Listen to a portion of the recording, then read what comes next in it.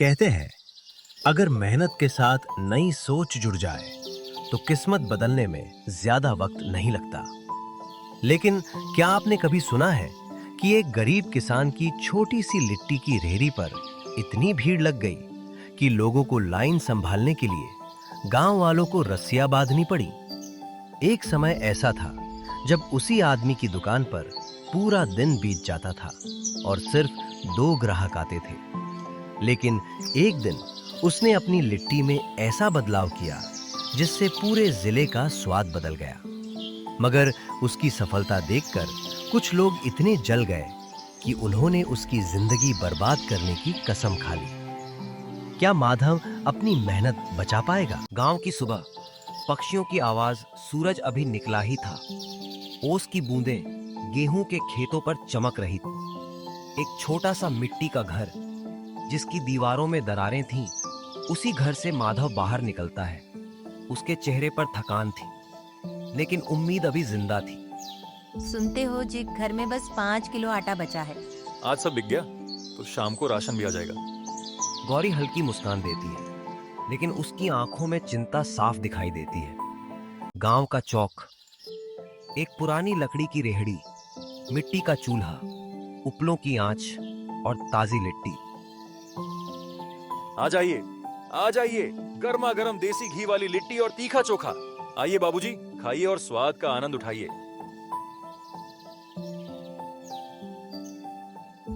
माधव भाई, जरा 2 प्लेट गर्मा गर्म लिट्टी चोखा देना, तीखी वाली चटनी और प्याज भी ज्यादा डालना।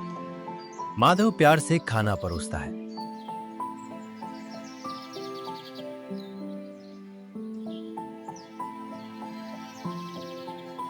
वाह माधव भाई, स्वाद तो पहले जैसा ही बढ़िया है। लेकिन बाकी लोग बगल में खुले नए फास्ट फूड स्टॉल की तरफ चले जाते हैं। गांव बदल रहा था, लोग बदल रहे थे और उनके स्वाद भी। दोपहर, धूप तेज हो चुकी है।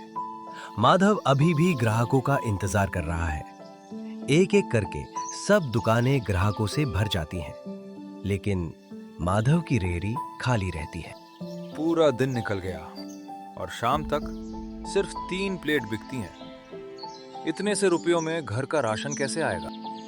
उस रात सन्नाटा सिर्फ सड़कों पर नहीं था, बल्कि माधव के भीतर भी पसर चुका था।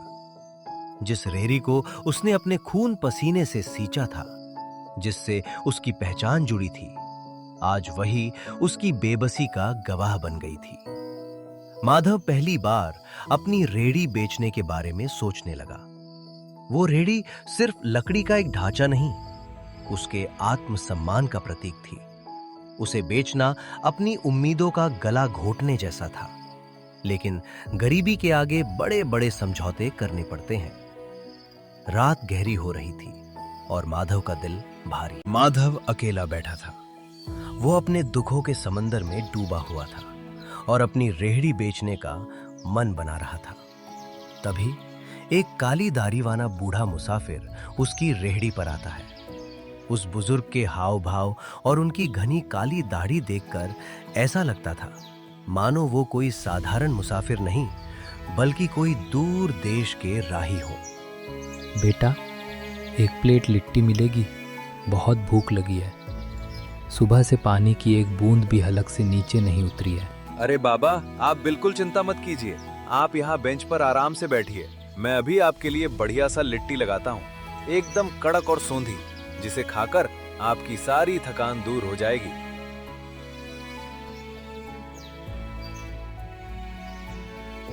स्वाद बहुत अच्छा है, लेकिन तुमने पिछले 10 सालों में नया क्या किया? माधव चुप हो जाता है। बेटा, दुनिया सिर्फ अच्छा स्वाद नहीं ढूंढती, दुनिया नया स्वाद ढूंढती है। बूढ़ा अपने झोले से एक छोटी डिब्बी निकालता है।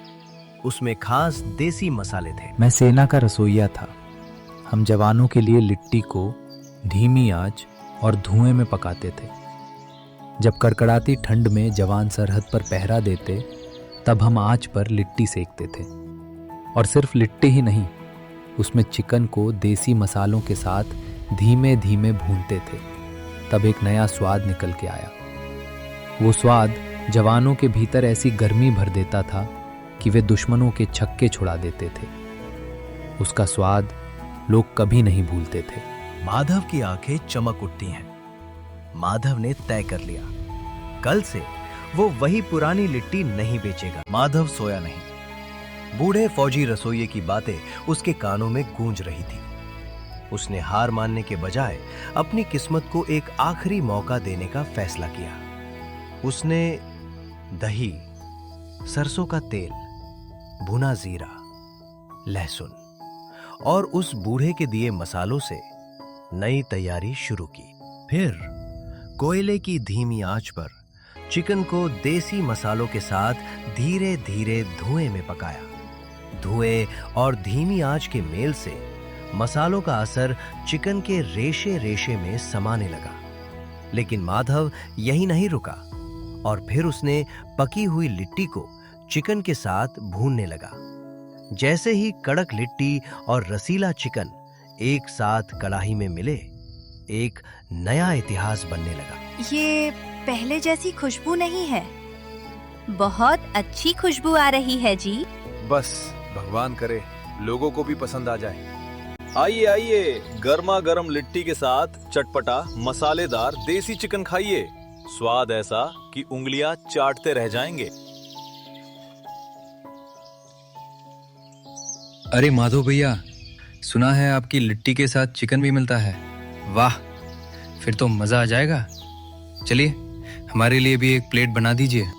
हाँ हाँ भैया, अभी बनाता हूँ। ताजा ताजा गर्मा गर्म, बस 2 मिनट का इंतजार कीजिए।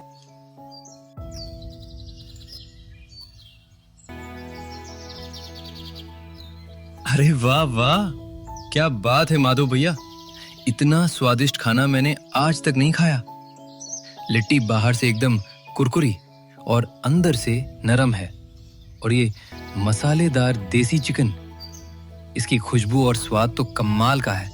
सच कहूं, मजा आ गया। कुछ ही देर में माधव की दुकान की खुशबू पूरे बाजार में फैल गई। देखते ही देखते उसकी दुकान पर खाने वालों की लंबी भीड़ लग गई और हर कोई बस एक प्लेट लिट्टी और मसालेदार चिकन का इंतजार करने लगा।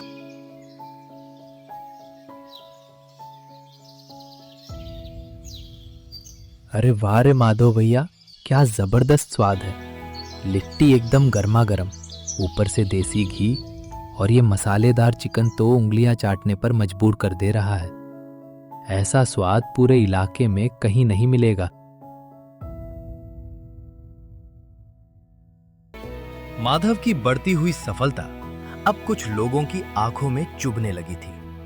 उसके ठेले पर उमड़ती भीड़ देखकर आसपास के दुकानदारों के मन में ईर्ष्या की आग भड़क उठी।